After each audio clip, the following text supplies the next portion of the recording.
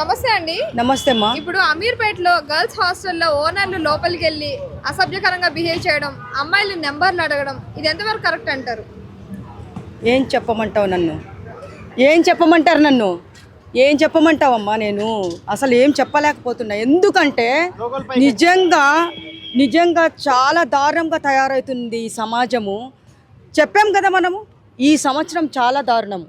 ఎప్పుడు లేని కన్నీ విని ఎరుగని దారుణాలు, కనీ విని ఎరుగని చంపడాలు ఇవన్నీ ఈ ఇయర్ చాలా చూసాం మనము. చాలా కలిసి వచ్చింది అనుకుంటా అందరికి, చంపడము చనిపోవడం అదంతా. నాకు నిజంగా మాటలు రావట్లేదు. నవ్వకండి, సిగ్గుండాలి. ఇప్పుడు ఎక్కడెక్కడి నుంచో హాస్టల్లో పాపం ఆడపిల్లలు చదువుకోవడానికి ఎంతో కష్టపడి చదువుకోవడానికి వచ్చి పార్ట్ టైం జాబ్ చేసి వాళ్ళు ఏదో కష్టపడి వస్తుంటే ఈ ఎదవాళ్ళకి ఆడపిల్లల మీదేనా కన్ను?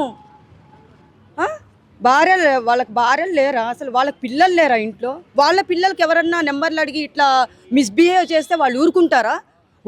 వచ్చేస్తారు పైకి 100 మంది దాకా వచ్చేస్తారు. అలాంటిది మన ఇంట్లో ఒక ఆడపిల్ల ఉంది, మన పిల్లకి ఇట్లా జరిగితే ఎట్లా అని చెప్పేసి ఎవరన్నా దృష్టిలో పెట్టుకొని మసులుకుంటున్నారా? ఛీ, ఏం మనుషులో ఏమో అర్థం కావట్లేదు. నిజంగా నీచంగా తయారవుతుంది ఈ సమాజం మొత్తము. ఆడపిల్లగా పుట్టడమే పాపం. ఎంత పాపం అంటే ఒకడి చేతిలో బలి అవ్వాల్సిందే ఈసారి ఆడపిల్లలు పుడితే. ఇప్పుడు పుట్టారనుకోండి, చనిపోవడానికే పుట్టాలి, ఒకళ్ళ చేతిలో బలి అవ్వడానికే పుట్టాలి. కానీ స్వేచ్ఛ లేదు వాళ్ళకి. నిజంగా చెప్తున్నా కదా నేను, స్వేచ్ఛ లేదు వాళ్ళకి. ఎక్కడికి వెళ్ళినా సెక్యూరిటీ అని లేదు. మొన్న నైట్ ఒక నెంబర్ ప్లేట్ లేని కారులో ఒక అమ్మాయిని 4 కిడ్నాప్ చేశారంటే, వాళ్ళు ఎక్కడ పోయి సాఫ్ట్వేర్లు కానీ ఎక్కడన్నా రాత్రులు జాబ్ చేసి వస్తూ ఉంటారు. ఒంటరిగా ఉన్నది చూసి కాపు కాసి వాళ్ళు ఫాలో చేసి ఎంత టార్గెట్ చేస్తున్నారు ఆడపిల్లల్ని తెలుసా మీకు? కన్న తల్లిదండ్రులు ఇంటికి వచ్చే వరకు మా పిల్లలు ఎప్పుడొస్తారా అని చెప్పేసి పాపం వాళ్ళు నిద్రపోకుండా వాళ్ళ కోసమే కాపలా కాస్తుంటే, ఈరోజు కొంతమంది ఏమో ఇలా ఒకళ్ళ చేతిలో బలవుతున్నారు, ఒకళ్ళ జీవితాలు నాశనం చేస్తున్నారు, కొంతమంది శవాలయ్యి ఇంటికి వస్తున్నారు. అమ్మాయిలు ఏమీ లేకుండానే అబ్బాయిలు ఎంత దూరం వస్తారా? అమ్మాయిలు ఏమీ లేకుండానే బాయ్స్ అంత ధైర్యం చేస్తారా? నేను కొంతమంది మంచి ఆడపిల్లల గురించి 50% చాలా మంచి పిల్లలు ఉంటారని చెప్పాను. కానీ అమ్మాయిలది కూడా తప్పు ఉంటుంది. తప్పు లేదని నేను ఏ వీడియోలో చెప్పట్లేదు కదా. ఒక అమ్మాయి, చాలా వీడియోలో చూసుకోండి, ఒక అమ్మాయి అబ్బాయిని చనువు ఇస్తే మాత్రము ఎంత దూరమైనా వస్తాడు. అదే మనము ధైర్యంగా ఉండి నువ్వెవర్రా అని చెప్పేసి చెప్పు తీసుకొని కొట్టి ఇలా చేస్తే మాత్రము ఎవ్వరు సాహసించరు, ముందుకు కూడా రారు. అలా ఉండాలి ప్రతి ఒక్క అమ్మాయి. నేను ఏమంటున్నానంటే, మీకు మీరే కాపాడుకోవాలి, మీకు మీరే ఫైట్ చేయాలి, మీకు మీరే ఎలా ఉండాలంటే, అరే ఈ అమ్మాయితో పెట్టుకుంటే వద్దురా నాయనా అని 10 మంది అనుకునేలా చెయ్యాలని చెప్పేసి ప్రతి ఒక్క వీడియోలో చెప్తున్నా నేను. కొంతమంది ఏం చేస్తున్నారంటే, అబ్బాయిలకి ఇదేంటంటే ఇది లవ్ అని చెప్పేసి, ప్రేమ అని చెప్పేసి ఈ లవ్ ట్రాక్లో వెళ్తున్నారు. రైల్వే ట్రాక్లో కాదు, లవ్ ట్రాక్ అనేది ఒకటి ఉంటుంది. అది మొత్తం ఫేకే. ఈ కాలంలో లవ్ అనేది లేదమ్మా. నిజం చెప్తున్నా నేను.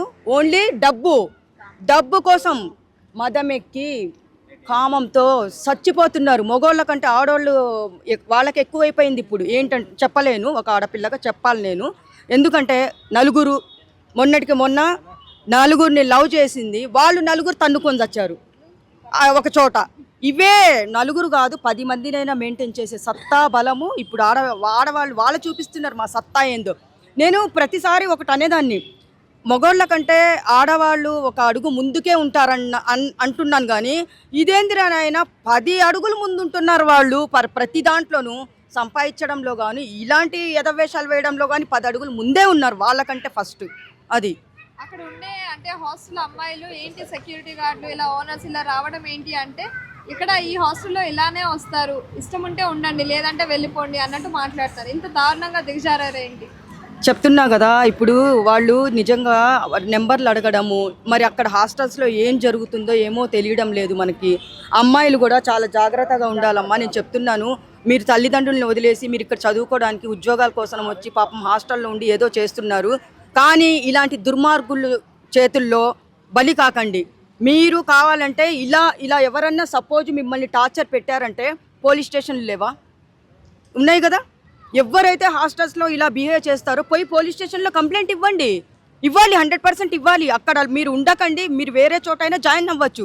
ఆ డబ్బులు వేరే చోట పెడితే ఎక్కడైనా మీరు హాస్టల్లో ఉండొచ్చు. కానీ అదే హాస్టల్లో మిమ్మల్ని టార్చర్ పెడుతున్నారంటే మీరు ఉండకండి దయచేసి. పోలీస్ స్టేషన్ చట్టాలు ఉన్నాయి, పోలీసు వాళ్ళు ఉన్నారు. వాళ్ళకి ఏదైనా జరిగితే వెంటనే మీరు వెళ్ళి కేసు పెట్టాలి. అది లేదు అంటే అప్పుడు మీరు పెడితేనే వాళ్ళ బుద్ధి మీరు చెప్పాలి. మీరు భయపడకూడదు. ఎవరైనా సరే ముందడుగు వేసి మీరు సత్తా ఏందో చూపించి మీరు చాటుకోవాలని చెప్పేసి ప్రతి ఒక్క వీడియోలో నేను చెప్పుకుంటూ వస్తున్నాను. మీరేందో జనాలకి చూపించాలి, ప్రతి ఒక్కరికి చూపించాలి. అబ్బాయిలకు కూడా మీ ఏందో చూపించాలి. ధైర్యం అనేది, సాహసం అనేది మీలో ఉండాలి. కానీ మీరే ఇలాగా చేస్తే మీ ప్రాణాలు మీరే రిస్క్లో పెట్టుకున్నట్టు అవుతుంది. అందుకని చాలా హాస్టల్స్లో చూసాను నేను ఇలా దారుణాలు జరగడము. కానీ ఎవరన్నా ఏమన్నా అంటే ఫస్ట్ మీరు వెళ్ళి చేయాల్సిన పని ఏంటి, 100కి డైల్ చేయాలి, పోలీస్ కంప్లైంట్ ఇవ్వాలి, వాళ్ళ తాట మీరే తీయాలి. అట్లయితేనే అబ్బా వీళ్ళతో పెట్టుకోకూడదు రా నాయన అని చెప్పేసి అప్పుడు బుద్ధి వస్తుంది వాళ్ళకి. లేదు మీరు భయపడుతూ మీరు సెన్సిటివ్గా ఉన్నారనుకోండి, బతకలేరు. సమాజం మిమ్మల్ని బతకనివ్వదు. అది చెప్తున్నా నేను. ఫస్ట్ది సమాజం బతకనివ్వదు.